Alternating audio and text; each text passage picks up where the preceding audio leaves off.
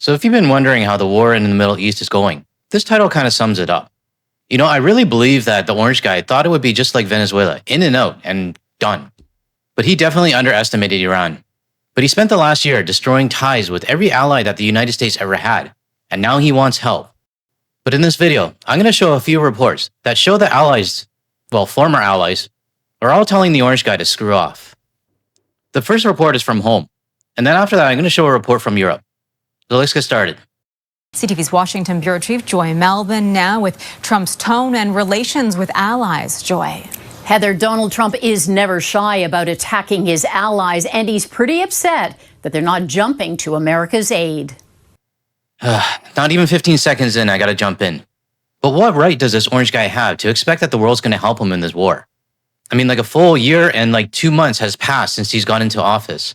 I mean, calling Canada the 51st state and our prime minister the governor, threatening to take over Greenland, threatening to take over Panama, insulting all of the NATO troops over Afghanistan, invading Venezuela, cutting off Cuba, and now the Middle East.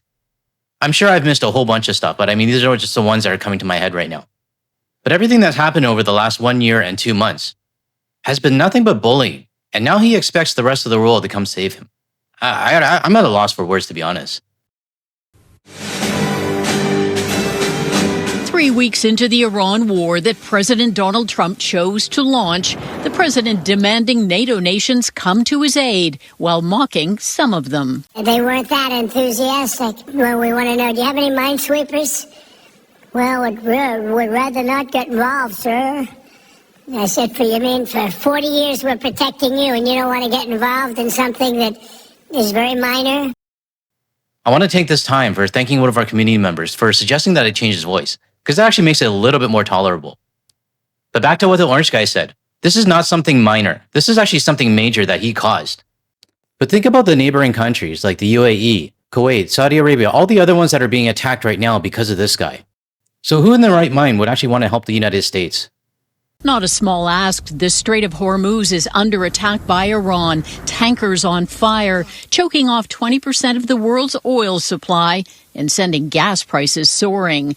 The president wants warships to help escort tankers to keep the oil flowing. We get less than 1% of our oil from the Strait. And some countries get much more. Japan gets 95%. China gets 90%. Many of the Europeans get quite a bit. They should be jumping to help us because we've helped them for years. So in other words, what he's saying is that I started the war. I caused all the issues in the Middle East. I don't know how to fix this. And if you want your oil, you should help out and get your ships out here. Did I get that right? Trump is frustrated, even disappointed at NATO allies, ripping into the UK and France, saying he's in talks with 7 countries, and it would be very bad for the future of NATO if they don't step up. Among other mistakes Trump made before undertaking this operation was not consulting adequately with our allies. He also didn't prepare the American people and didn't prepare the Congress. And I say all this as an advocate of regime change in Iran. The president claims the Iranian regime has been, quote, obliterated, and doesn't know if Iran's new supreme leader is alive or dead. They're saying that he lost his leg, one leg, and he's been hurt very badly. Other people are saying he's dead. The president has said the war could be over very soon, but he's also warned the U.S. is not ready to end it either until Iran abandons its nuclear ambitions completely. You know, it's strange times when John Bolton is the voice of reason, but it really emphasizes the crazy times we're living in right now. But didn't the United States already obliterate the nuclear program like back in June? It's either Trump is lying or the Iranians know how to rebuild really quickly. I think we know which one is the truth. Now, the next report on this topic comes out of Europe. But before I do that, I want to give a shout out to Emmy, who posted this photo on the Guard the Leaf page on the Hey Cafe website. I really appreciate you posting it to my page and also sharing it with the rest of the community. Also, just on the topic of the Hey Cafe website, just after this video, I'll be publishing a video interview that I did with the creator of the Hey Cafe website. So you're going to want to check that one out as well. Okay, let's get back to the gong show that the orange guy started. This time, a report out of France 24. After Donald Trump called for global efforts to secure the Strait of Hormuz, Germany's response has left no room for interpretation.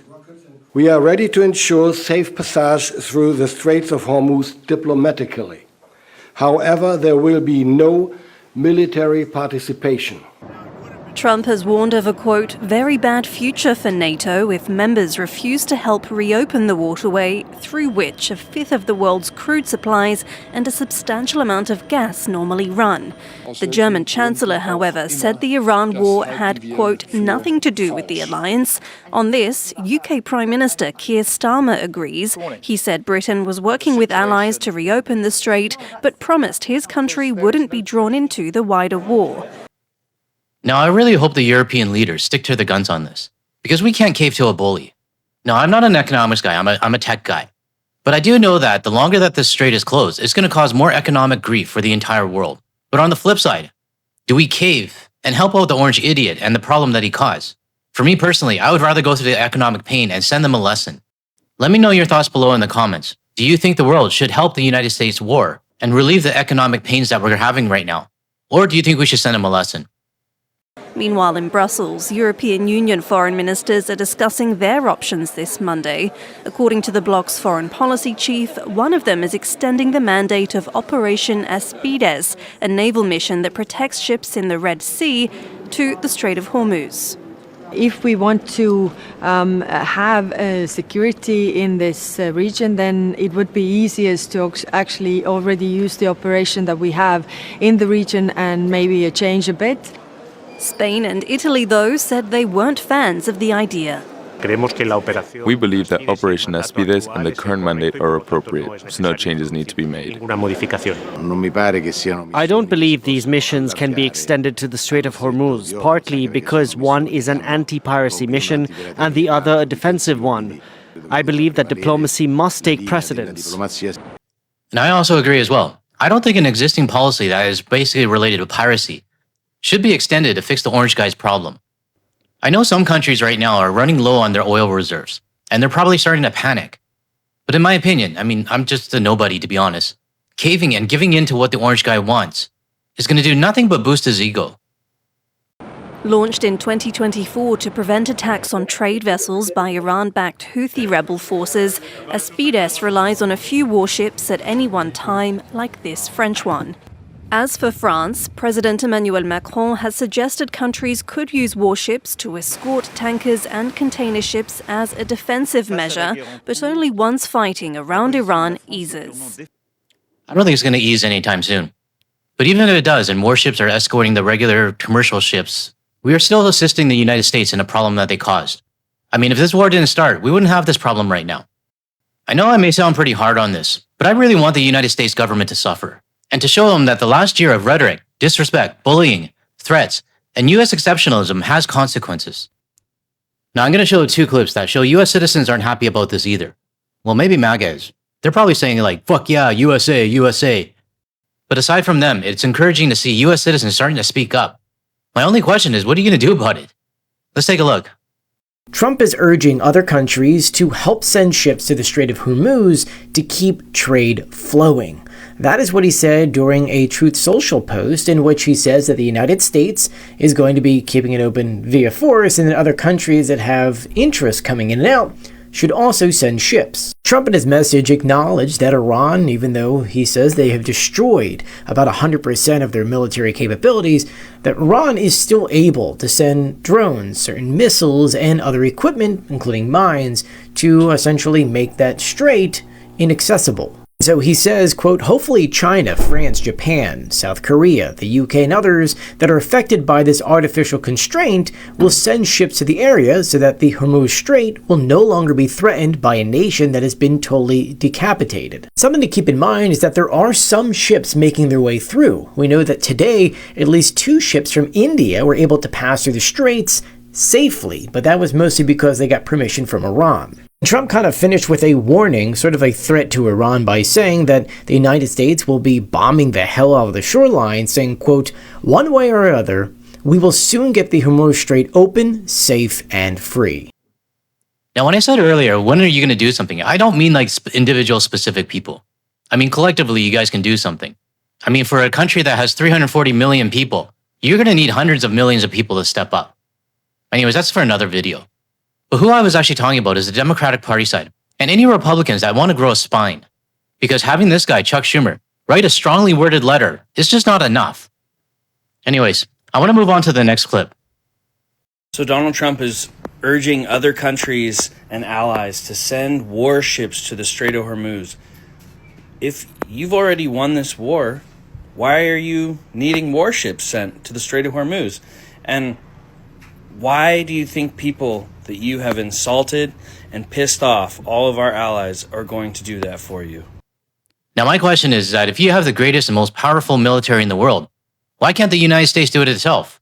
I mean, it's your mess that you created. The fact that the United States is asking for help, though, really makes me question this greatest military in the world. Now, I have one more clip to show, and this woman actually gives a good summary on why each country doesn't want to help. So Trump started begging for help, and here's a list of all the countries who told him to go fuck himself. Germany, Estonia, Spain, Italy, Britain, United Arab Emirates. Obviously, China's not helping because they're helping Iran. But we have to keep in mind, Trump has been insulting the shit out of them for a year. And they said that, so let's go through which each country said. Germany. This is not our war. We have not started. Boris Pistorius, the defense minister, and he just said that to Spain's always a hard pass when it comes to Trump, but their defense minister, Margarita Rebolo, said Spain will never accept any stopgap measures. The goal is for this war to end. Italy was very short and to the point. Diplomacy must prevail. Britain was actually getting some flack for this. They said, no, we will absolutely not be drawn into a wider war. I saved the best for last, which is Estonia. Better part of a year, he's been insulting NATO and threatening to take Greenland. What's even more egregious than that is that he was claiming that NATO troops did not help in the war in Afghanistan. Estonian President Toomas Hendrik was having none of it. This is the full quote. It's a bit rich after you've been threatening Denmark and insulting the memory of around 1,000 NATO troops who fought in Afghanistan to say, oh, now you all have to come help us? If countries send troops and something happens to them, is he going to make fun of them again? It's a political non-starter from the get-go. I'm not sure what he expected. And now Trump is trying to save face by being like, oh, we don't need help now. The war's already been won. You know what's unfortunate in all of this? Is that yes, there's going to be people dying on both sides of the war. But now, the workers and the staff on the ships, they're all at risk. And to me, they're actually innocent bystanders. But then again, the orange guy doesn't care about anything else but himself. Okay, that's all I got for this video. Let me know in the comments below your thoughts on this, and whether or not the rest of the world should stay out of this. If you found any value or agree with anything I said, or you want to hear more from a Canadian and international perspective without the US media bias, make sure you hit the like and subscribe button below. That way you're notified of my future videos. And if you want to see more of my videos, check out the ones that are going to show up on your screen shortly. Thanks everyone, I'll catch you in the next one.